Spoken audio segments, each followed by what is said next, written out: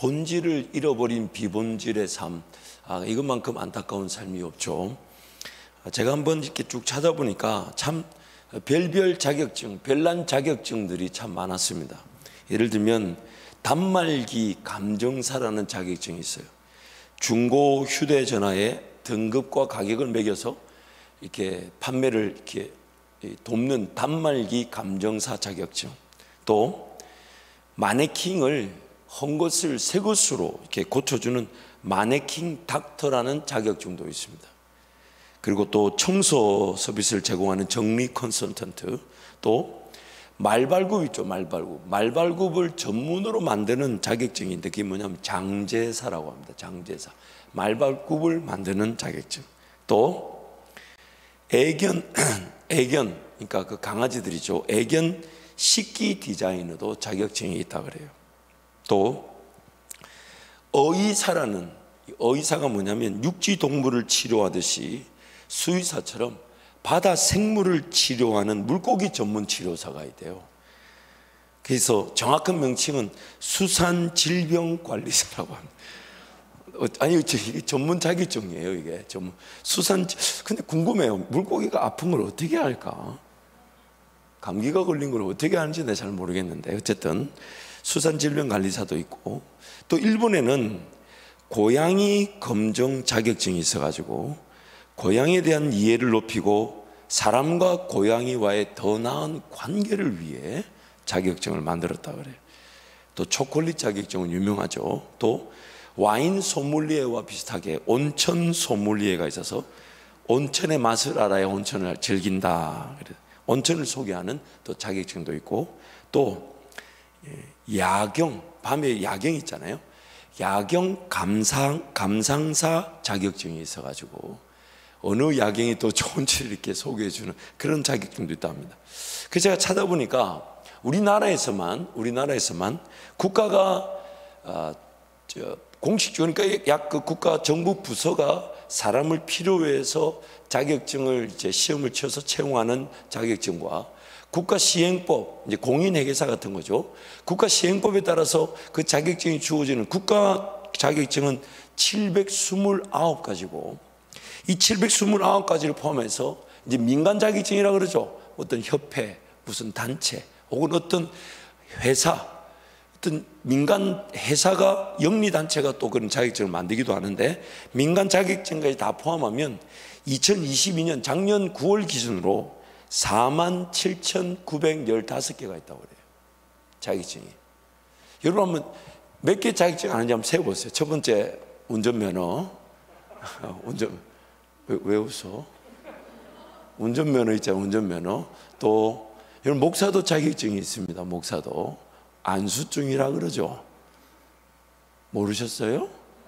목사도 자격증이 있고, 심지어 우리 강도사도 자격증이 있고요, 전도사도 자격증이 있습니다. 또 뭐 여러분 아는 자격증 뭐 있어요? 뭐 변호사, 또 의사, 그렇죠?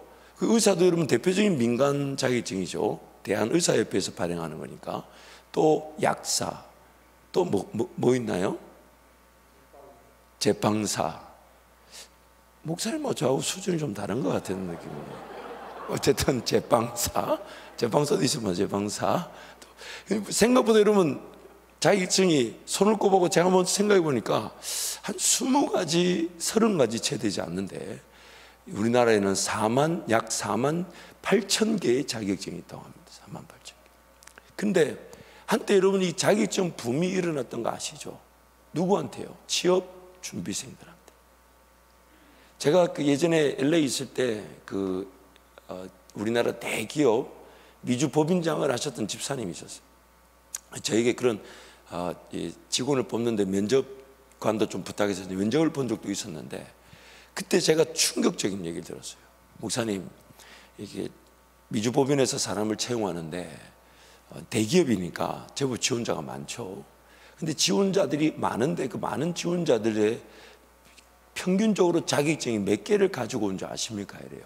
그러니까 지원자들 중에 예를 들면 2명 뽑는데 500명이 오기도 하고 1000명이 오기도 하는데, 예를 들어 500명이 왔다 치면 500명 평균 자격증 수가 몇 개인지 아십니까? 각 사람이 가진 자격증 수가 몇 개인 줄, 평균 몇 개인 줄 아십니까? 그 물어 몇 개인가 했더니 22개래요. 뭐 워드 프로세서 자격증, 뭐 인터넷 정보, 뭐 우리가 모르는 거 엄청 많아요. 뭐 한국어 자격증, 뭐 중국어 자격증, 평균 22개래요.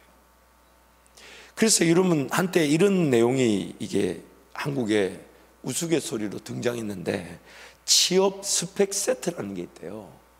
그러니까 스펙을 쌓아야 된다 그런 말 하잖아요. 그래서 취업 3종 세트가 있는데, 학벌과 학점과 영어 점수, 이게 취업 3종 세트래요. 근데 취업 5종 세트가 있대요. 학벌과 학점과 영어 점수의 언어 연수와 자격증, 이게 취업 5종 세트래요. 5종. 근데 취업 7종 세트가 있어요. 그 5개의 공모전 입상과 인턴 경험. 저는 목사 되기 잘했어요.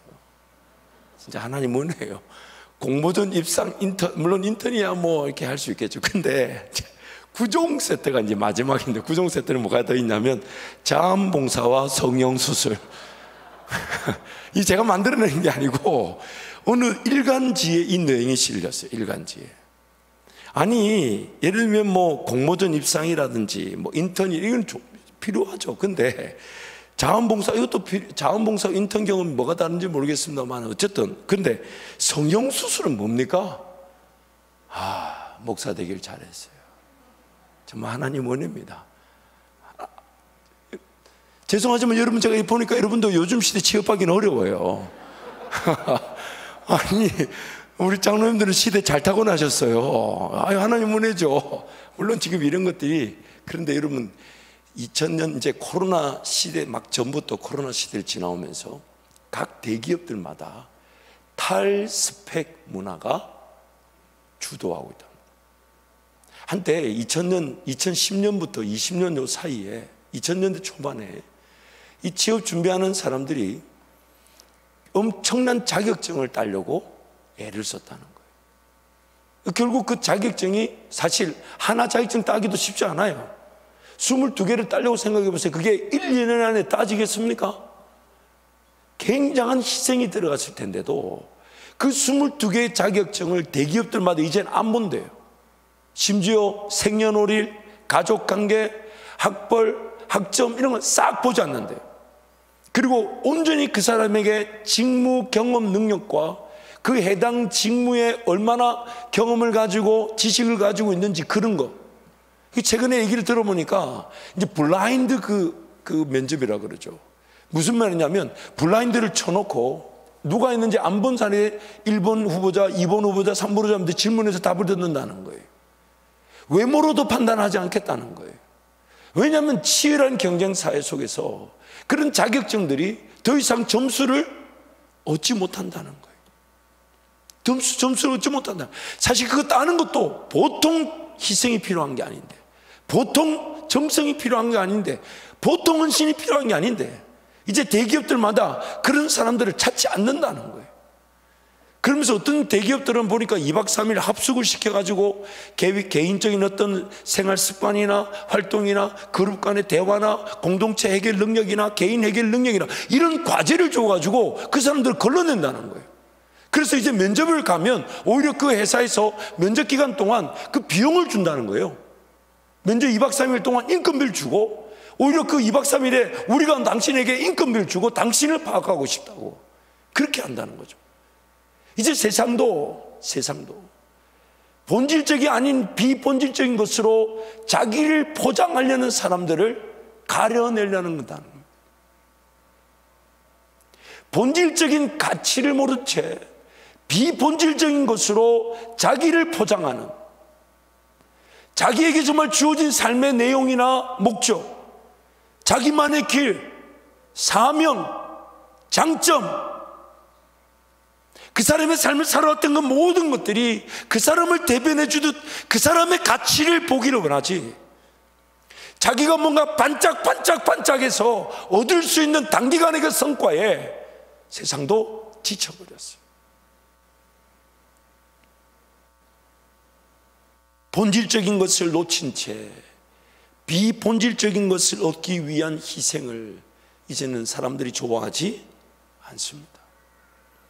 나의 본질적인 삶의 가치를 깨닫지 못한 채 비본질적인 것, 그걸 위해 희생을 아무리 한다 해도, 그 자격증을 따기 위해 엄청난 시간을 쓰고 물질을 쓰고 학원을 다니고 공부하고 시험을 쳐서 그걸 얻는다 해도 그 사람의 본질적인 가치와 결부된 것이 아니면 그 비본질적인 희생을 세상도 원하지 않습니다. 가장 중요한 것을 놓친 채 내가 할 수 있는 것에 삶이 희생될 수 있습니다.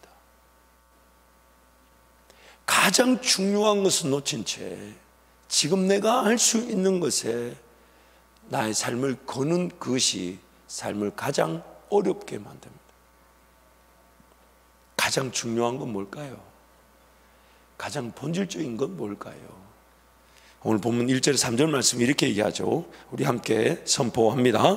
내가 너희와 라오디게아에 있는 자들과 무릇 내 육신의 얼굴을 보지 못한 자들을 위하여 얼마나 힘쓰는지를 너희가 알기를 원하노니, 이는 그들로 마음의 위안을 받고 사랑 안에서 연합하여 확실한 이해의 모든 풍성함과 하나님의 비밀인 그리스도를 깨닫게 하려 함이니, 그 안에는 지혜와 지식의 모든 보화가 감추어져 있느니라. 아멘. 그 안에는 모든 지혜와 지식의 보화가 감추어져 있느니라. 그가 누굽니까? 그가 누굽니까? 그가 누굽니까? 그가 누굽니까? 예수 그리스도. 예수 그리스도를 만나고 예수 그리스도를 알아가고 예수 그리스도를 따르는 게 가장 가치 있는 본질인데, 그걸 놓친 채, 그거 놓친 채 비본질적인 거. 한번 예를 들어 볼게요. 오늘 내 삶에 예수님 만나야 되는 걸 압니다. 예수님이 기다려야 되는 걸 알아요. 그러나 예수님이 내 방식대로 잘 만나지지 않고 기다려지지 않는다는 이유로 삶에 그냥 주어진 자리에, 그 자리에서만 묵묵히 그것만 감당하고 있다면, 물론 지금 제가 오늘 이 설명을 우리 고등학생들이 특히 좀 더 자세하게 풀어서 하겠지만은, 여러분 신앙을 한번, 여러분 삶을 한번 들여다보십시오. 예수님을 만나야 됨을 알고, 예수님이 삶의 주인임을 알고, 예수님이 모든 것을 가지고 계심을 알고, 예수님을 따라야 됨을 알면서도 어느 순간 그 예수님을 기다리고, 예수님을 사모하고, 예수님을 원하고, 예수님을 소원하고, 예수님을 바라는 것보다 주어진 내 삶을 관리하고, 주어진 내 삶을 다스리고, 주어진 내 삶을 지키는 그 비본질적인 것이 본질보다 더 앞서 있을 수 있다는 겁니다. 우리의 삶, 어차피 그 모든 삶의 직업이나 사업이나 가정이나 자녀들 다 하나님이 주신 거예요. 하나님이 주신 거며, 그것이 예수 그리스도를 믿고 예수 그리스도를 알아가며 예수 그리스도를 따라갈 때 돌보아질 수 있는, 먼저 그 나라와 그 일을 구할 때 나머지 모든 것들은 주님이 책임져 주신다는 것들. 근데 어느 순간 먼저 그 나라와 그 일을 구하는 것보다, 먼저 그 나라와 그 일을 구하면 나머지 것들을 책임져 주신다는 나머지 것들이 우선이 되어 있는 인생, 나머지 것들이 우선이 되어 있는 인생. 예수님 만나고 예수님 알아가고 예수님 따라가면, 오늘 성경이 뭐냐면 그 안에 모든 지혜와 지식의 보화가 담겨 있다. 참 이 표현도 너무 재밌어요. 이 3절 말씀 보면 그 안에 모든, 뭐라고 3절 말씀 한번 보여주세요. 그 안에 지혜와 지식이 뭐요? 참 이거를 우리 때문에 이렇게 하나님이 말씀하신 거야. 예수님 안에는 지혜와 지식이 담겨있다, 모든 지혜와 지식이 담겨있다, 이렇게 말하면 되는데, 이렇게 말하면 별로 우리가 와닿지 않잖아요. 그러니까 그거다 뭘 붙여놨어요? 모든 지혜와 지식이라 그러면 뭐 그런 줄 알지만 보화를 딱 담아놨죠. 왜냐하면 모든 지혜와 지식 자체가 보화니까요. 보화니까요. 단순한 예로 세상의 사람들이 성공하는 그 모든 원리 속에 뭐가 있습니까? 돈 그 자체를 추구하는 것이 아니라 그 사람에게 돈이 따라오는 비결이 있죠. 다른 사람이 모르는 지혜가 있고 지식이 있고 아이디어가 있고 제품을 만들어내고 그 제품을 유통할 줄 알고 소개할 줄 알고 잘 팔 줄 아는 지식이 있는 거거든. 근데 그 모든 지식과 지혜가, 그 보화 같은 것들이 예수 안에 다 있는데, 예수를 기다리고 예수를 만나고 예수님을 찾고 예수님을 구하고 예수님을 알아가고 예수님을 따라가지 않고 주어진 삶 그 자체를 먼저 따라가려고 합니다. 먼저 따라가려고 해요. 그래서 항상 신앙이 어느 순간 최고의 목적이 되기보다는 세상살이와 신앙이 하여튼 이중적인 구조로 같이 내가 돌보아야 되는, 세상도 살아야 되고 자식도 길러내야 되고 직장도 감당해야 되고 사업도 감당해야 하면서 또한 하나님도 섬겨야 되는, 이게 분리되어 있는 어처구니 없고 안타까운 삶이 있을 수 있다는 거예요. 그래서 말은 이래요.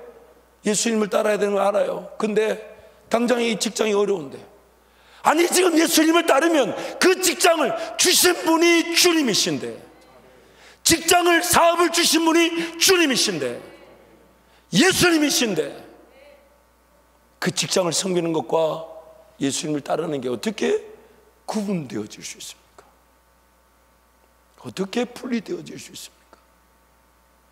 내 삶을 돌보는 것과 신앙생활이 어떻게 분리되어질 수 있습니까? 예수님을 만나고 예수님을 알아가고 예수님을 따라갈 때 마땅히 내가 사라져야 될 사명의 길, 그것이 직업과 사업의 기회가 되고 사역의 기회가 되고, 그리고 그 감당할 힘과 능력이 예수님께로부터 주어져서 예수님께서 내가 돌봐야 될 가정이든 사업이든 혹은 사역이든 간에 자녀들이든 간에 주님이 은혜로 주신 것들을 주님이 감당케 하실 것인데, 예수님을 찾지 않고 예수님을 구하지 않고 예수님을 알려고 하지 않고 예수님을 따르지 않고 살아갑니다. 근데 또 안 살 수가 없어요. 시간이라는 게 붙잡아 놓고 가만히 있을 수가 없어요. 지금 내가 예수님을 찾아야 될 기회인데, 지금은 부모님들이 용돈 주고 필요한 거 사주고 있어야 될 걸 주니까 마치 그게 인생의 전부인 것처럼 착각하죠. 어리니까 그럴 수 있지만 이제 고등부 정도 되면 인생이라는 게 뭔지를 조금 이해할 만한 때가 되었어요.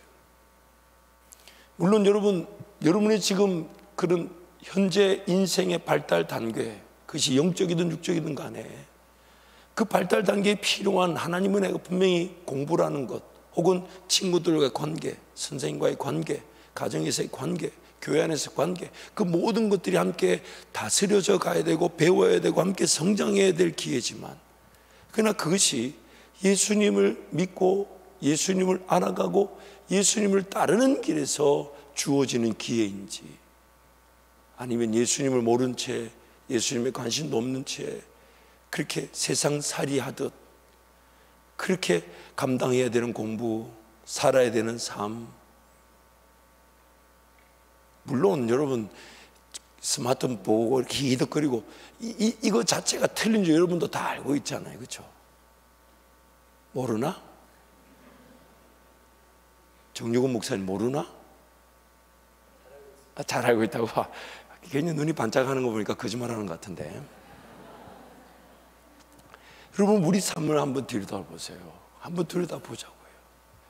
그래서 우리 하나님께서 아브라함에게 100세 때 아들 이삭을 주놓고 그 이삭을 도로 내놓으라 하신 것은, 시험의 그 목적에 여러 가지 내용이 있을 수 있겠지만 하나님 한 분이면 충분한데 100세의 아들을 얻었을 때 아브라함이 가질 수 있는 영적인 위기는 그 이삭 자체가 하나님보다 더 소중해질 수 있지 않을까요? 그래서 내놓으라 하신 거 아닐까요? 내놓으라고.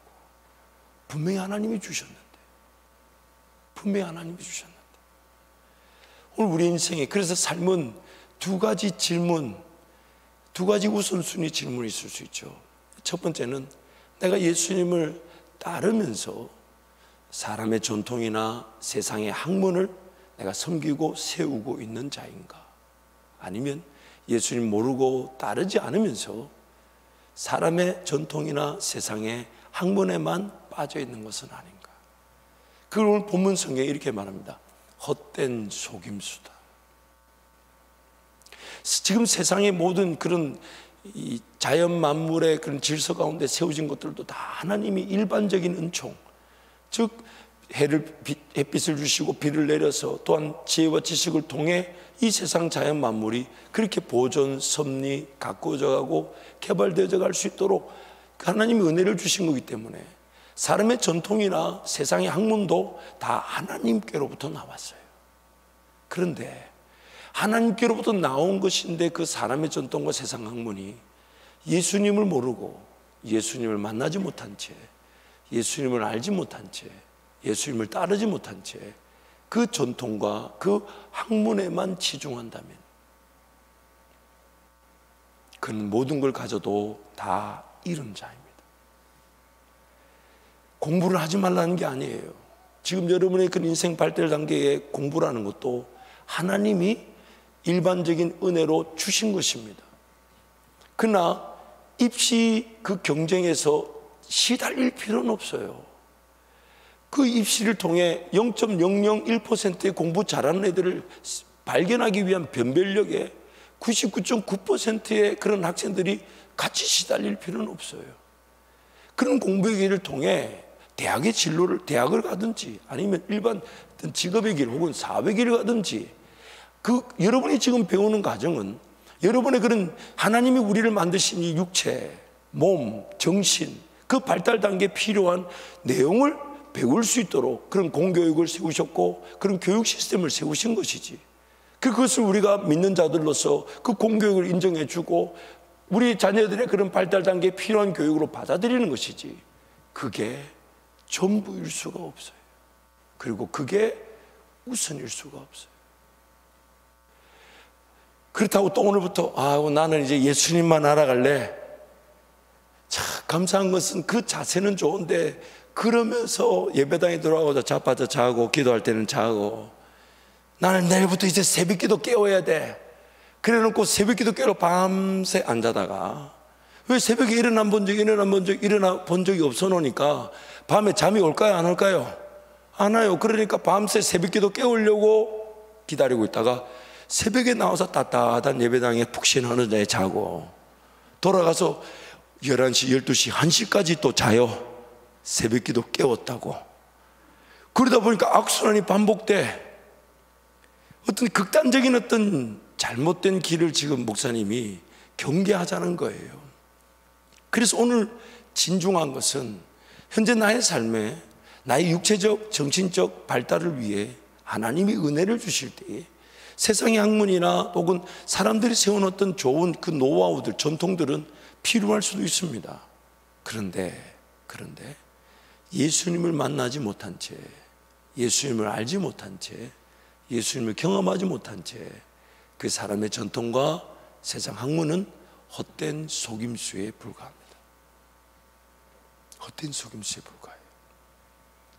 제가 지난주 제가 선교 가기 전에 우리 성도님과 나눴지만은 목사님 어떤 훈련에 갔을 때 장로님 한 분이 이제 간증을 이렇게 하셨어요. 아들 둘이가 있었는데 첫 번째 아들이 공부를 너무 잘해요. 서울대 의대를 갈 수 있는 실력이 됐어요. 근데 이 아들이 신학을 하겠다 한 거예요. 공부를 너무 잘해서 서울대 의대를 갈 수 있는데 신학을 하겠다니까 이 아버지 장로님이 아들을 말렸어요. 너 의사가 돼서 하나님 나라 영광을 위해 쓰임받으면 되지. 이렇게 공부를 잘하는데. 그래서 기어이 말려서 그 아들이 기어이 서울대 의대를 갔어요. 그리고 의사가 됐어요. 최고의 의사가 됐대요. 그리고 서울에서 가장 핫한데 개인 병원도 세우고 너무너무 잘 나가는데 그 장로님이 그 간증의 결론을 이렇게 내셨어요. 근데 지금 하나님께 회개하고 있다고. 그 아들이 고등학교 때까지만 해도 그렇게 신앙 안에서 열심히 그래서 목회를 하려고 신학을 하겠다 했던 애를 말려서 의사가 되어서 하나님의 영광을 하나님 그분을 나타내는 의사가 되라고 했는데 돈 버는 재미에 빠져가지고 신앙생활조차 하지 않는 상태에 처하게 됐다고. 그래서 이제 그 아들을 위해서 이렇게 기도한답니다. 그 아버지 장로님의 고백이에요. 하나님 우리 아들 망하게 해주세요. 우리 아들 망하게 해주세요. 예수님을 만나지 못한 채, 예수님을 모른 채, 예수님을 따르지 않은 채 세상의 그런 학문에서 월등한 성적을 나타내고 사람의 그런 전통, 사람의 사회에서 인정을 받아 승승장구하는 것은 오히려 예수님을 만날 기회를 저버릴 장애물이 된다는 것. 장애물이 된다는 것. 공부하지 말라는 게 아니에요.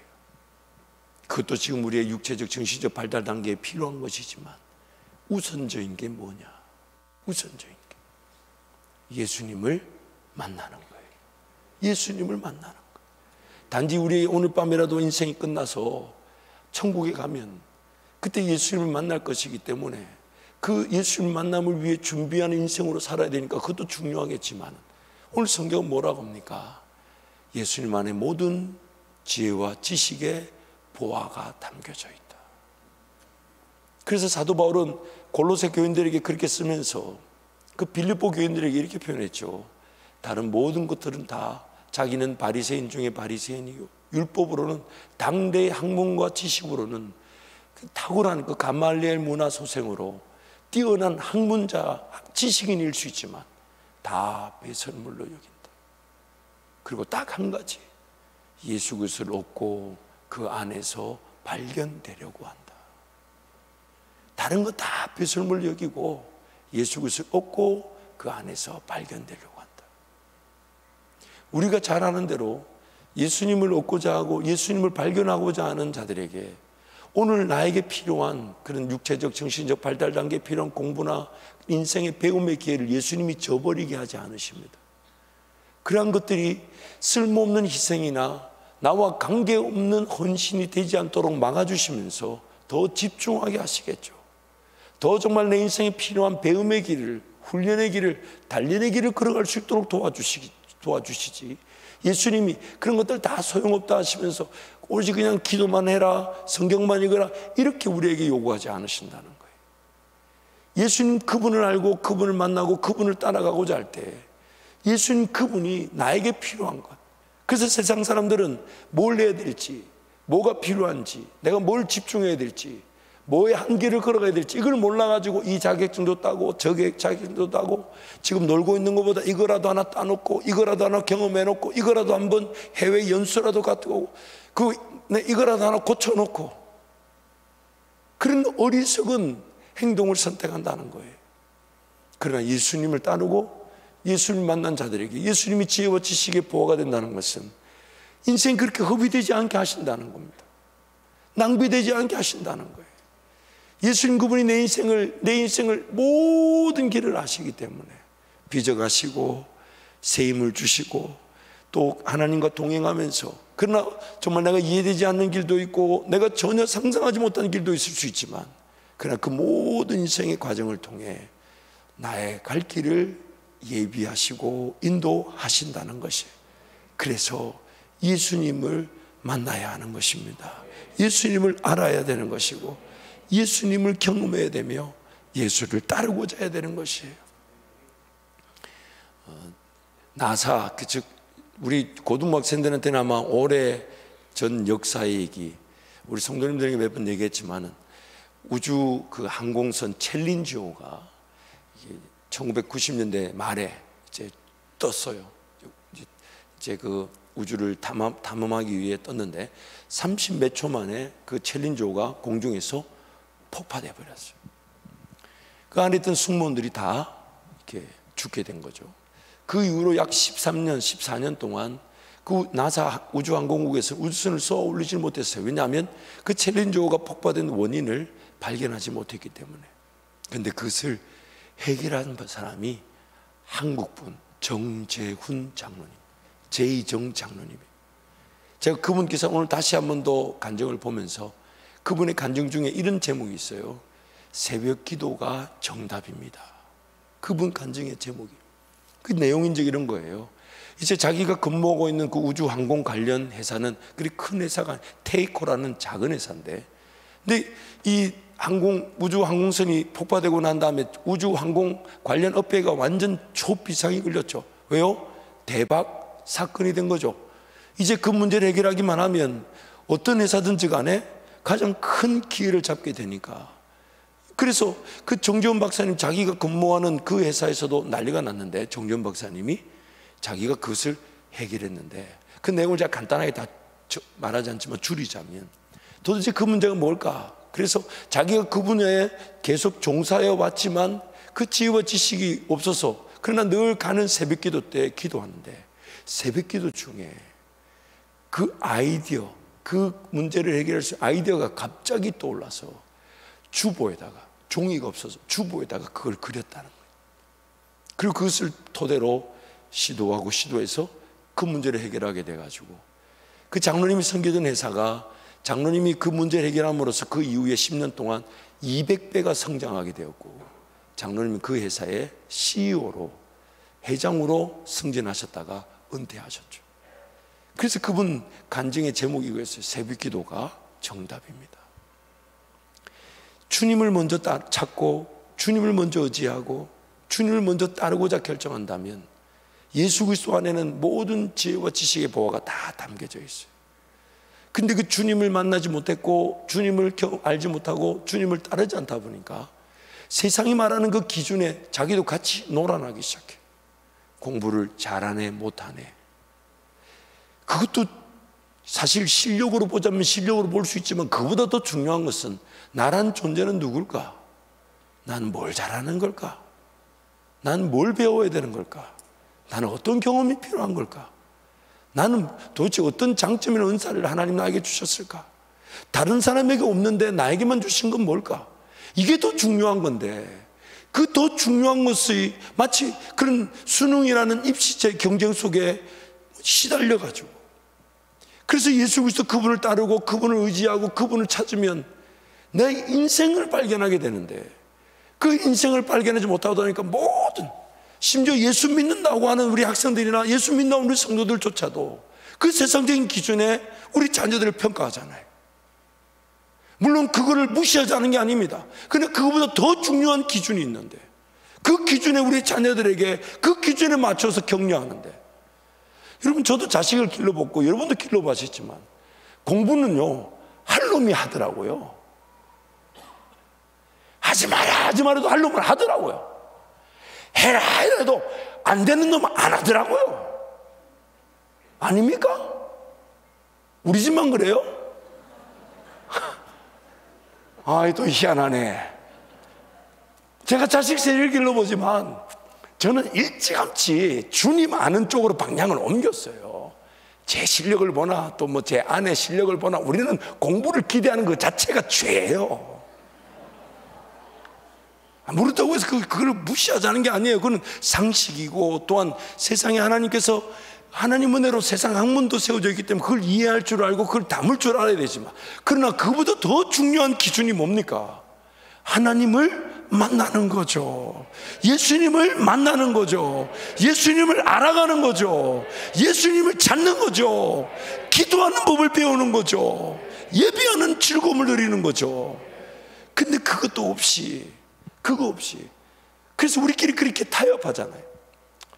언젠가는 예수님을 만나겠지, 지금 공부라도 해야 되지 않나?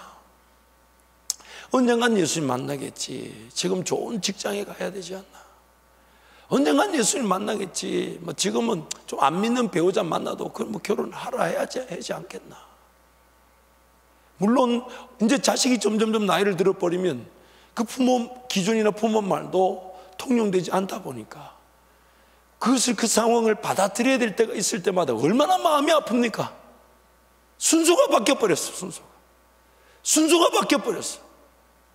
차라리 인생이 어렵고, 차라리 인생이 좀 힘들고, 차라리 인생이 고통이 있고, 차라리 인생이 고난이 있을 때, 그때 자기 힘으로 해결할 수 없는, 즉 내 인생이 내 뜻대로 되지 않는다는 것을 그제서야 배우게 될 때가 오히려 하나님께는 기회고 하나님께는 복인데, 우리가 그 고난과 고통에, 그 어려움과 문제의 자리로 나를, 내 자녀들을 그쪽으로 몰아가지 못한다 해도, 오늘 내 인생에 중요한 게 뭡니까?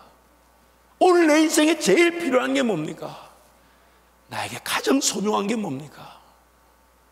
나의 주, 나의 구주 예수 그리스도를 만나는 거죠. 만나는 거죠. 그분 손에 붙들리면 지난날에 못했던 거, 심지어 상처, 고통, 그런 아픔들도 다 전화위복의 기회가 되게 하셨어요. 오히려 하나님이 치료해 주시고 고쳐주시고 새롭게 해주시고 또 쓰임받을 수 있도록 기회를 주시니 얼마나 감사합니까? 얼마나 감사합니까? 인생을 이렇게 쭉 살아오셨던 분들의 얘기를 들어보면 공통적으로 하시는 말씀이 있어요.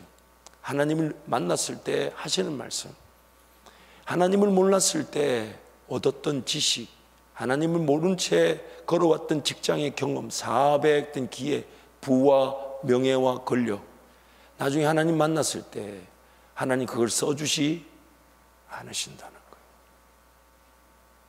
써주지 않습니다. 그 돈, 그 명예, 그 권력, 하나님 관심이 없어요. 그래서 그때 내려놓음을 배우게 되죠. 자기를 부인하고 자기 십자가를 지고 주님을 따르는 길인데, 부인되지 않은 채 경험되어졌던 것들, 얻었던 것들, 누린 것들, 주어진 것들 하나님이 사용하지 않아요. 하나님이 거지가 아니시거든요. 하나님이 능력이 없지 않으시거든요. 하나님 그분을 인정하지 않은 채 얻은 재산, 하나님 그분을 고백하지 못한 채 그냥 못 들여본 채 버들버들 떨면서 붙잡은 그런 재산, 물질, 하나님 쓰지 않으십니다. 그리고 그렇게 하나님을 섬겨드림을 하면서 하나님께 제대로 드리지 못한 시간과 물질은 결국 나중에 자기를 더 힘들게 만들더라고요. 예수님밖에 없어요. 예수님밖에 없어요. 예수님밖에 없어요. 예수님밖에 없어요.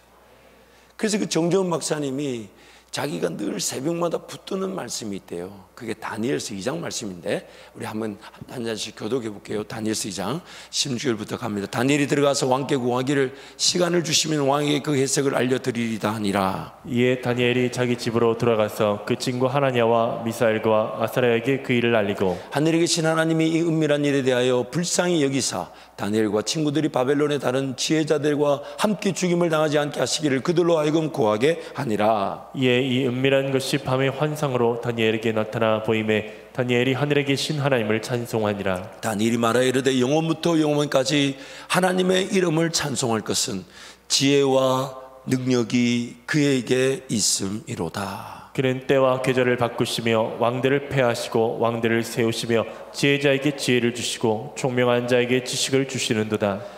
2절 함께 갑니다. 그는 깊고 은밀한 일을 나타내시고 어두운 데 있는 것을 아시며 또 빛이 그와 함께 있도다. 나의 조상들의 하나님이여, 주께서 이제 내게 지혜와 능력을 주시고 우리가 주께 구한 것을 내게 알게 하셨사오니 내가 주께 감사하고 주를 찬양하나이다. 곧 주께서 왕의 그 일을 내게 보이셨나이다 하니라. 아멘. 특히 그 20절 말씀 보면 모든 지혜와 능력이 하나님께 있습니다. 그걸 새벽마다 붙드셨다는 거예요. 지금 이 사건은 그런 바벨론에 포로로 끌려간 다니엘과 그 세 친구들이 하나님 앞에서 세움을 받는 계기가 되죠. 하나님이 그 상황을 이렇게 만드신 거예요. 느부갓네살 왕에게 그 당대의 패권을 쥐고 있는, 전 세계의 패권을 쥐고 있는 그런 왕 느부갓네살에게 꿈을 꾸겠는데 그 꿈이 뭔지조차 생각이 나지 않는데 그 꿈을 알고 싶도록 만들어줬어요. 그래서 느부갓네살 왕이 모든 박사와 술객과 주술하는 사람, 꿈을 해석한 사람들에게 명령을 내립니다. 너희들 이 꿈을 알아내라. 만약 알아내지 못하면 너희들은 다 죽을 것이다. 그러니까 아니 꿈을 얘기해줘야 해석할까? 아니다. 너희가 꿈을 해석할 줄 알면 꿈도 찾아내라. 내가 꿈이 지금 생각나지 않는다. 이미 상황을 누가 만드신 겁니까? 누가 만드신 겁니까? 하나님이에요. 그러니까 다니엘이 담대히 왕에게 말하기를 시간을 주시면 반드시 하나님이 말씀해 주실 거라고. 그래 가서 자기에게 모든 속한 사람들에게 기도 부탁을 하고 그 밤에 엎드려 은혜를 구하는데 하나님이 다니엘에게 환히 밝혀 보여주시더라는 거예요. 그래서 다니엘이 고백하는 겁니다. 모든 지혜와 능력이 하나님께 있습니다. 모든 지혜와 능력이 하나님께 있습니다. 우리 예수 그리스도 안에 모든 지식과 지혜, 보화가 감추어져 있습니다. 그렇게 고백한 것이에요. 그리고 그 왕에게 그 꿈을 얘기해 주므로 다니엘과 그 친구들은 높임을 받게 되고 죽음에 처해있던 그 모든 사람들이 다니엘로 인해서 죽지 않게 되는 것입니다. 하나님께서 사용하신다면 오늘 나에게 주신 그 지혜와 지식도 하나님 것이지만 또한 나라는 존재를 높이시기 위해 그 나라의 왕조차도 하나님이 다스리시고 조종하실 수 있다는 거예요. 그래서 하나님께 모든 지혜와 능력이 있는 것인데 우리는 그 지혜와 능력을 자꾸만 의지하려고 하지 않아요. 제가 이제 미국 유학을 가서 이제 1년쯤 저에게도 하나님께서 기적을 주셔서 이렇게 비자도 나오고 우리 갔는데 이제 1년 뒤에 이제 그 큰딸 사라가 태어나서 이제 우리 친정의 장모님은 오시기가 힘들다 하고 저희 어머님이 이제 오시기로 했어요. 그래서 이제 어머니한테 이제 전화를 드려서 어머니 이제 미국 오시려면 대사관에 가서 이제 비자를 받아야 됩니다. 그래서 그 관광 비자라는 걸 신청해야 됩니다. 그래서 이제 얘기하려고 하니까 어머니가 알았다 해놓고는 그 다음날 제가 구체적인 얘기를 하려고 전화를 했더니 대뜸 저에게 뭐라 하시냐면 나 비자 받으러 안 가도 된다. 그래 어머니 미국에 오려면 비자를 받아야 돼요. 아니야 내 기도했는데 안 받아도 된대. 어머니 어머니 이게 연세도 있으시고 자식 보러 간다 하면 그렇게 까다롭지 않아요. 가서 인터뷰하시고 비자 신청해서 받으면 되는 거예요. 아니야 내가 가만히 생각하니까 저 시골 함양에서 서울까지 차를 타고 갔다가 거기서 비자 인터뷰하고 또 내려오고 너무 힘들었어. 내가 주님께 기도했다. 비자 안 받도록 해달라고. 그래서 주님이 응답하셨다. 안 받게 한다고. 그 어머니 지금 비자를 안 받는다는 얘기는 미국을 안 온다는 거예요. 야 임마 시끄럽다. 분명히 주님이 미국은 간다. 비자는 안 받는다. 아니 그게 안 맞아요 말이. 미국을 오려면 비자를 받아야 돼요. 아 그리고 전화를 또 끊어 부르시는 거예요. 아이고 이거 아니 그러면서 뭐 기적이며 뭐 속옷을 자꾸 사신다는 거야. 그래서 아니 비자를 신청하러 안 가면 미국에 못 와 했더니 아하 주님이 안 가도 된다 했다. 제가 그래가지고 이게 왜 이러시나. 그래서 내가 다시 한 번 더 확인하러 들어갔어요. 홈페이지에. 왜냐면 제가 비자 받고 왔잖아요. 근데 홈페이지 갔더니 법이 일주일 전에 바뀌어가지고 65세 이상 되는 분들에게 그 인터뷰를 하지 않고 비자를 주는 이제 서류만 우편으로 보내면 비자를 주는 시스템인데 당시 어머니가 65이 안 되셨어요. 근데 그게 일주일 전에 60세로 내려와 있었어요. 내려와 있었어요. 그래서 주님이 안 가도 된다고 얘기했던 거예요. 이야.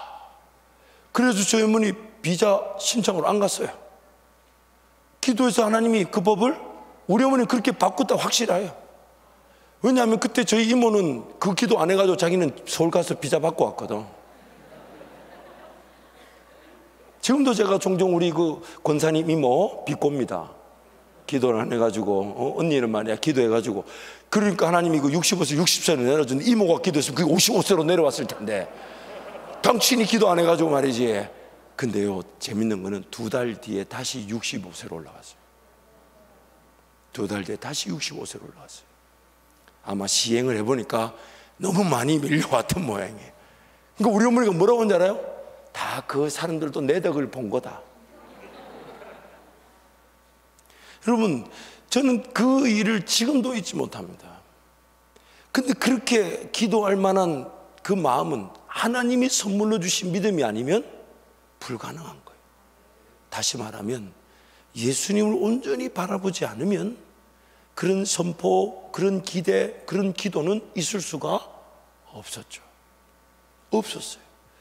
그런데 그것이 하나님이 지금 우리에게 주시고자 하시는 믿음의 역사일 건데 우리는 자꾸 우리 실력에 맞춰 살려고 해요. 내 가진 것, 내 할 수 있는 것. 그러다 보니까 가장 중요한 것, 예수님은 어떻게 생각하실까? 예수님은 어떤 길로 인도하실까? 예수님이라면 어떻게 하실까? 예수님은 지금 나에게 뭐라 말씀하시나? 예수님이 이걸 어떻게 보시나? 이건 다 놓친 채 내가 할 수 있는 것으로 내 인생이 허비되고 낭비되고 희생되는 걸로 살아가더라는 겁니다. 그래서 오늘 사도 바울이 우리에게 그렇게 얘기하는 거예요. 예수 그리스도 안에서 그 모든 지혜와 지식의 보화가 감추어져 있다. 이 감추어져 있다는 말은요, 성경이 말할 때 계시란 단어, 즉 감춰져 있다는 말은 뭔가 꽁꽁 숨겨줘서 안 보여주고 안 주려고 하는 것이 아니라, 하나님께서 믿음의 세계를 인도하실 때에 우리에게는 보이지 않아요, 들리지 않아요, 난 아직 몰라요. 그러나 하나님은 다 알고 계세요. 하나님은 다 준비해 놓으셨어요. 그래서 감춰져 있는 거예요. 우리에게 주기 위해. 그러나 내 힘으로 할 수 없어요. 내 능력으로 볼 수 없어요. 내 힘은 내 능력으로 들을 수 없어요. 내 능력으로 바랄 수 없는 거. 그래서 숨겨져 있는 것이지만, 감춰져 있지만, 그러나 하나님을 찾고 하나님을 의지하고 하나님을 따르고자 하며 예수님이면 충분한 줄 알면 감춰진 그 모든 보이지 않는 믿음의 역사의 공간에 있는 그 모든 것들은 나에게 지혜와 지식으로, 보화로 맛보아지게 되는 것이죠. 그래서 오늘 그렇게 우리에게 제안하는 겁니다. 예수 안에 모든 지혜와 지식의 보화가 감춰져 있다. 그러면서 이제 6절과 7절 말씀에 구체적으로 우리를 그렇게 인도해 가는데 제안을, 그러므로 너희들은 이렇게 행해라. 그래서 6절 7절 말씀 같이 한번 읽겠습니다. 함께 선포합니다. 그러므로 너희가 그리스도 예수를 주로 받았으니 그 안에서 행하되 그 안에 뿌리를 박으며 세움을 받아 교훈을 받은 대로 믿음에 굳게 서서 감사함을 넘치게 하라. 예수 그리스도를 주로 받았으니 딱 한마디로 요약합니다. 예수 안에서 행하라. 예수 안에서 행하라. 예수 안에서 행하라. 그것이 6절이고 7절 말씀은 예수 안에서 행한다고 할 때 구체적인 두 가지, 그 베이스가 되는 구체적인 두 가지를 우리에게 제안하는 것입니다. 그래서 예수 안에서 행한다는 것은 첫 번째로 그 안에 뭘 박으라? 뿌리를 박으라는 거예요. 그 안에 뭘 박으라? 뿌리를 박으라는 거예요. 중국에 가면 모소라는 대나무가 있대요. 이 모소라는 대나무는 5년 동안 4cm밖에 안 자란대. 모소라는 대나무가 5년 동안 4cm만 자란대.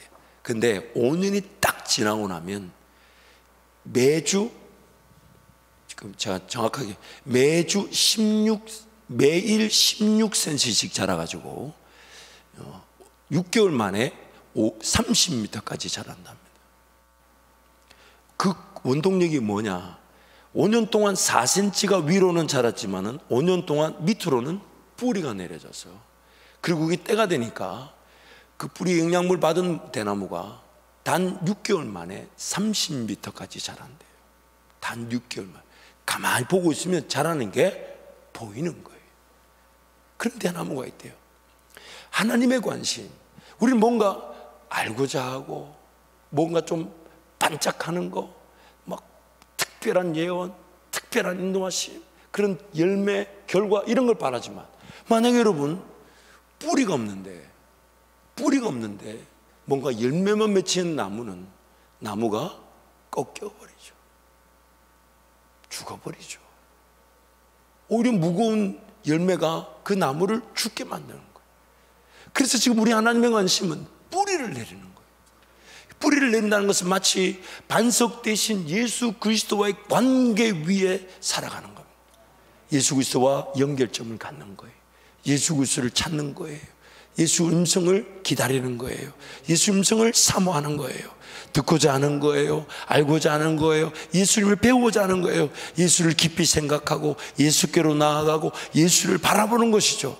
그것이 마치 반석처럼 세워지는 거예요. 그래서 그게 뿌리를 내리라는 거예요. 뿌리를 내려라, 뿌리를 내려라, 뿌리를 내려라, 뿌리를 내려라, 뿌리를 내려라. 지금은 아무것도 위로는 끝으로는 열매라고 보이는 게 없고 자라는 게 보이지 않아도 그 뿌리를 내리다 보면 때가 되면 반드시, 여러분 잊지 마세요. 요셉을 하나님이 17살에 꿈꾸게 하셔가지고 30세에 국무총리가 되게 하셨는데 13년 동안 아무 일도 일어나지 않아요.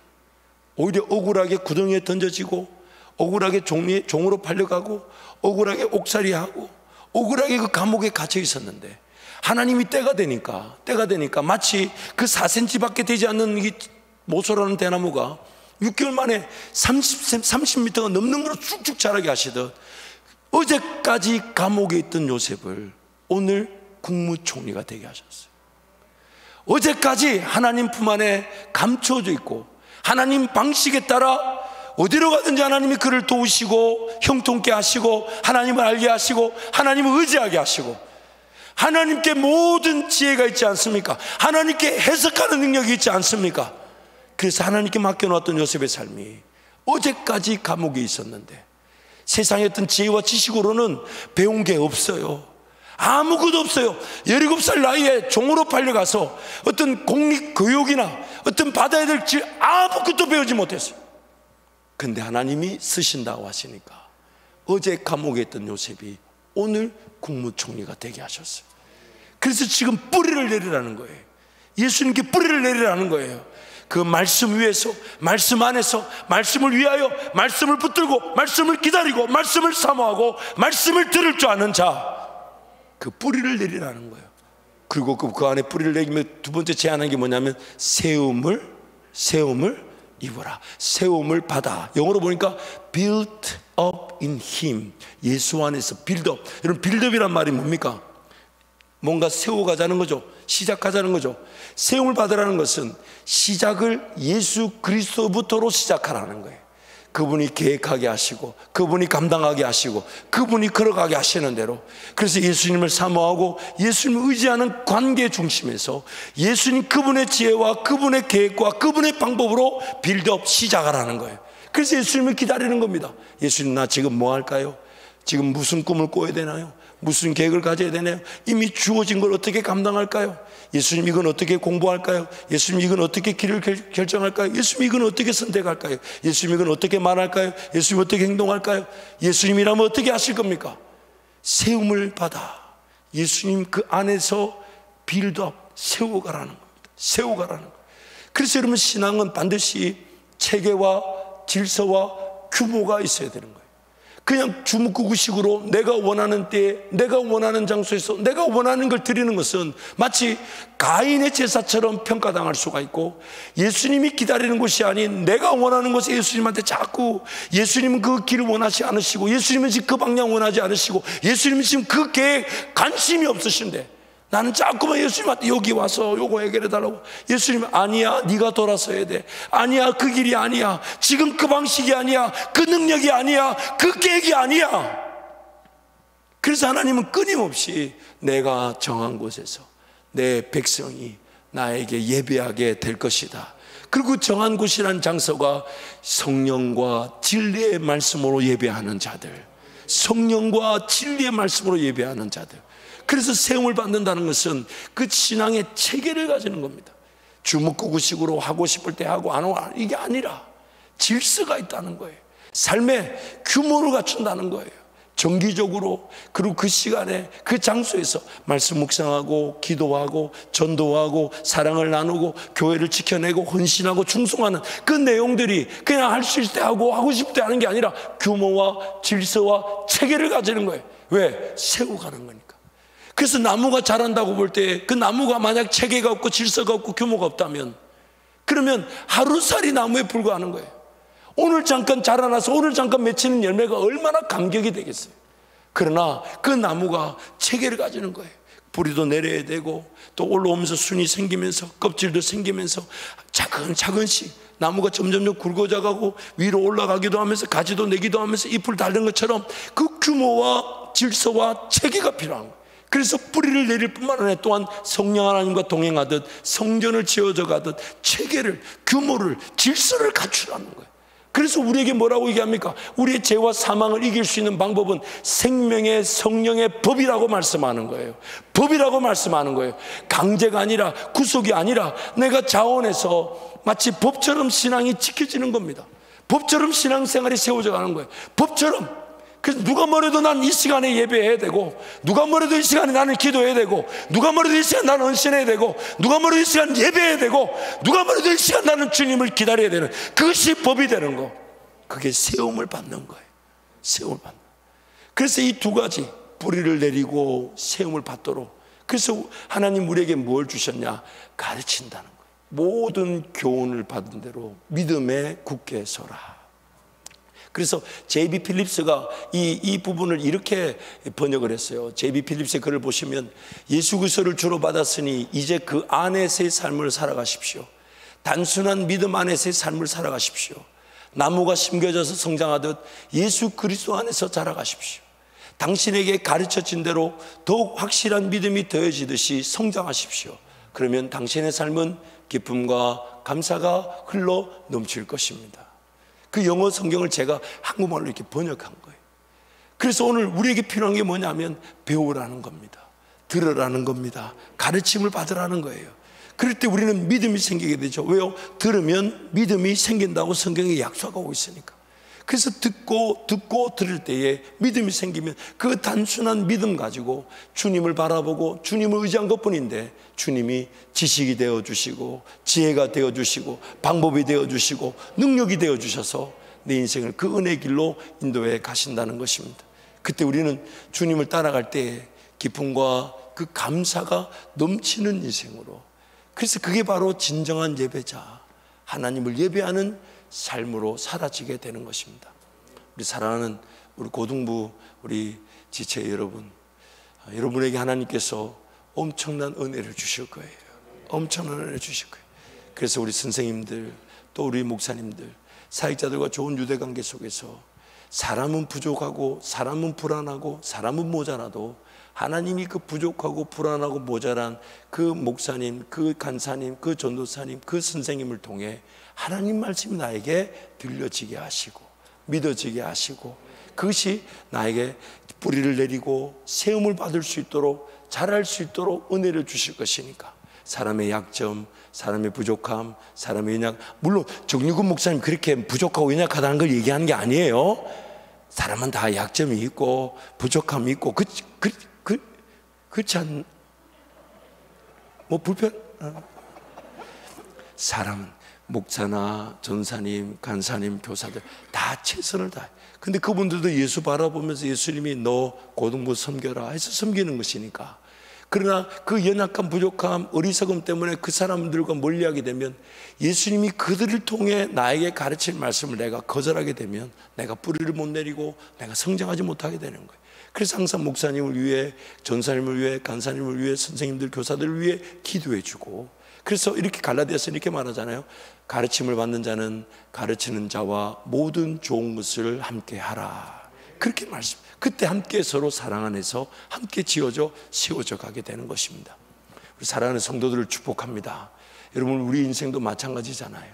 본질적인 것은 예수님 만나는 것입니다. 예수님 알아가는 것입니다. 예수님 기다리는 것입니다. 예수님을 찾는 것입니다.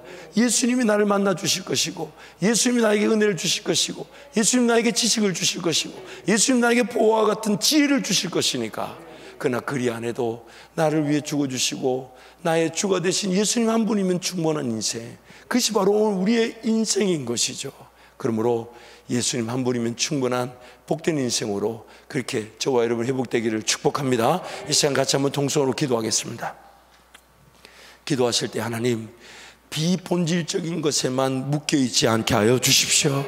본질적인 것, 예수님 그분을 얻고 그 안에서 발견되고자 하는 것, 예수님을 얻고 그 안에서 발견되고자 하는 것, 그것이 우선인데 어쩔 수 없이 지금은 이거라도 해야 되고 어쩔 수 없이 그건 그렇게라도 내버려 둬야 되고, 아니에요 여러분. 그것이 내 힘으로 안 될 때 할지라도 우리 기도 제목은 주님, 제가 예수님 더 붙잡게 하여 주시고, 우리의 자녀들이 예수님 더 붙잡게 하여 주시고, 우리의 저 자녀가 예수님 만날 수 있도록 주여 은혜를 베풀어 주옵소서. 주님 세 붙잡고 함께 기도합니다. 주여